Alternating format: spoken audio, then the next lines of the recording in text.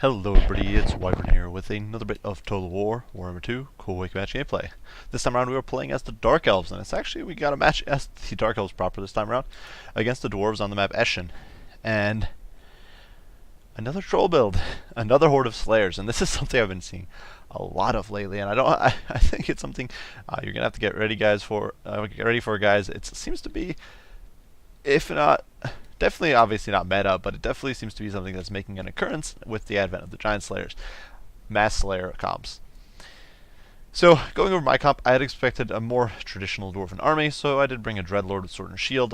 She's actually not all that well kitted out. I think I forgot the Shield of Gronder with the debuffing ability on her, but she does still have Strength through Spite. She has Foe Seeker and she has Deadly Onslaught.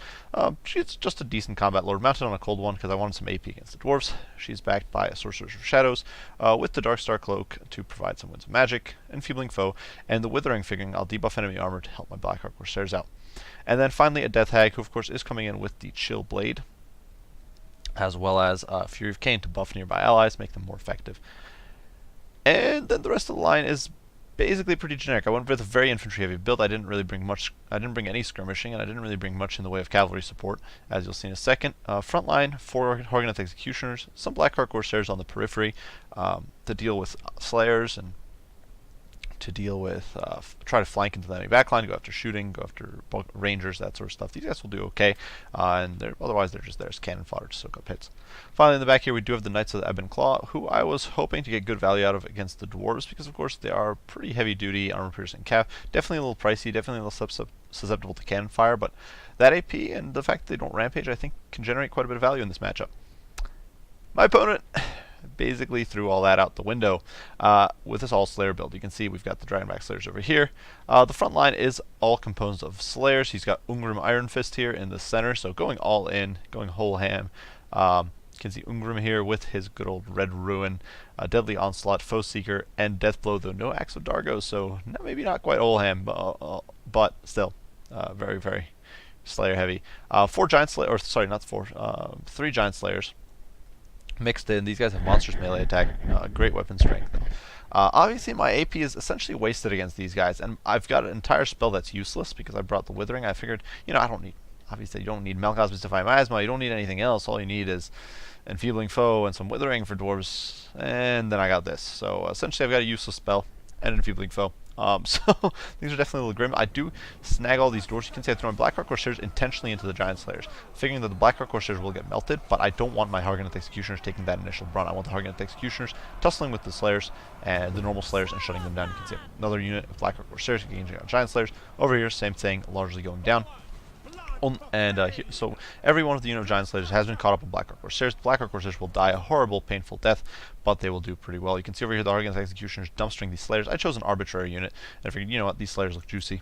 Let's melt them, and you can see their HP is tanking incredibly quickly. They're not doing too much to the Horgoneth Executioners, and they are definitely finding their glorious death here at the hands, and you can see their heads getting chopped off. They're not having a good day. In the meantime, my Lord does plow through, gets jumped on by Ungrim, so I'm kind of running around. Same thing with the Death Hag. I never bring the Rampage effect on her, really. I actually forgot to cast the one on allies because that could have been huge here. But I'm basically just using her to plow through Slayers. She does pretty well against them. She's already up to 18 kills, which against Slayers isn't bad because it's very squishy. She's got that bonus for her infantry, and as long as she's not being hit herself, she'll do okay.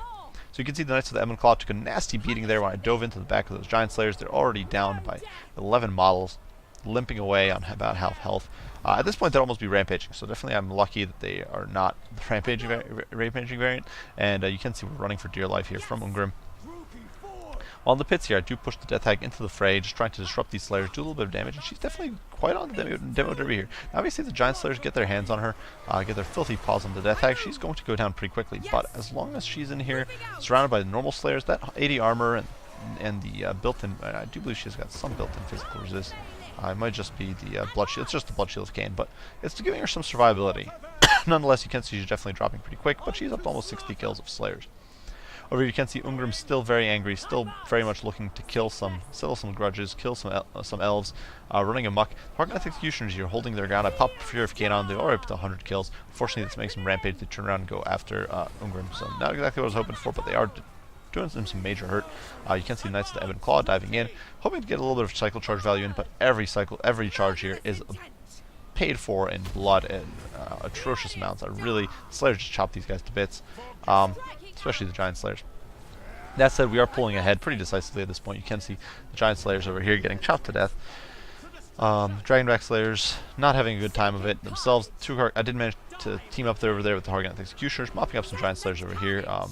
The Death Hag pulled clear, so she's still alive. She's got Chill Blade going, so debuffing all these enemy troops, making them less effective. And slowly but surely, these slayers are going down over here. This unit of Hargoneth Executioners will get wiped pretty decisively, but you know what? They've taken a hit for the team. They're doing great. Over here, the Knights of the Ebon Claw still running away from slayers.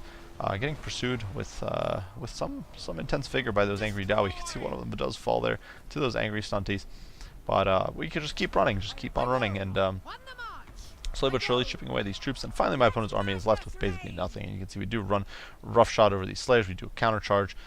Finally, the Knights of the Ebon Claw get a little bit of their own back, and you can see we surround Ungrim. We do hit him with an enfeebling foe, and it is going to be good game for the Slayer King.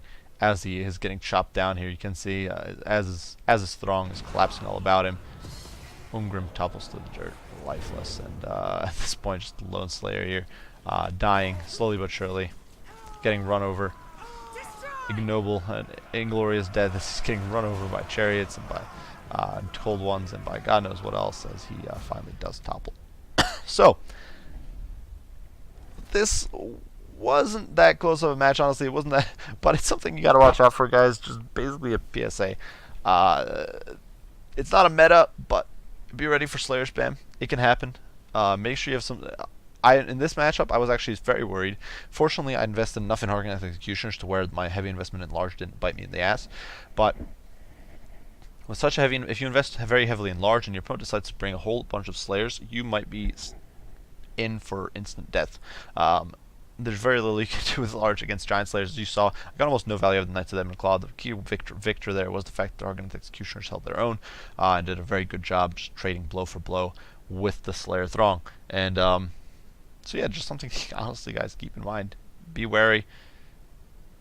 The Dawi mobs are around. Now, one of the shocking things in this game actually was that the Death Hag did really well in this situation, and definitely if you're on top of your micro, large chariot style units can still do rather well against Slayers. As you can see, she raked in 100 kills. And all of these were against Slayers, which is pretty impressive. Slayers are a pretty expensive unit. They're obviously anti-large, but she still managed to rake on.